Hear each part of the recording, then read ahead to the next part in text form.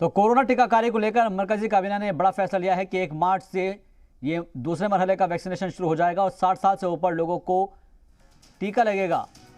लेकिन अगली बड़ी खबर यह है कि कोरोना से जुड़ी हुई कि इसके मामले लगातार बढ़ रहे हैं और इसी के मद्देनजर दिल्ली सरकार ने यह फैसला लिया है कि महाराष्ट्र, केरल से आने पर RT-PCR रिपोर्ट दिखाना अब लाजमी होगा। छत्तीसगढ़, पंजाब और मध्य प्रदेश से आने पर भी आपको RT-PCR रिपोर्ट दिखानी जरूरी होगी। कई रियासतों में गुज़िश्ता 2 हफ्ते में कोरोना के मामलों में तेजी आई है, तेजी से उनमें इजाफा हुआ है। मुल्क में गुज़िश्ता 24 घंटे में कोरोना के 13,742 नए मामले सामने आए हैं।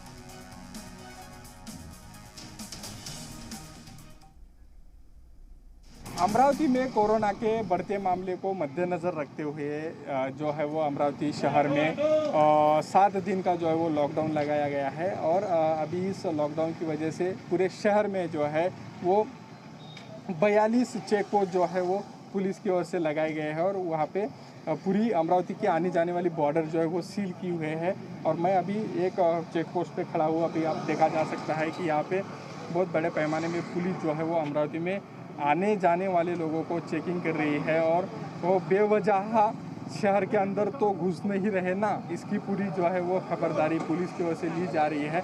कल अगर देखा जाए तो पूरे शहर में कोरोना के 900 से अधिक मामले जो है वो कोरोना के पाए गए हुए हैं और उसमें 6 लोगों की मौत हो चुकी है। इसके चलते लॉकडाउन का जो है वो पालन लोगों ने करना चाहिए और लॉकडाउन को बहुत ज़्यादा पैमाने पे समर्थन करना चाहिए, ये आह्वान जिलाधीश की ओर से किया गया है। अनिरुद्ध दवाले, जी मीडिया, अमरावती।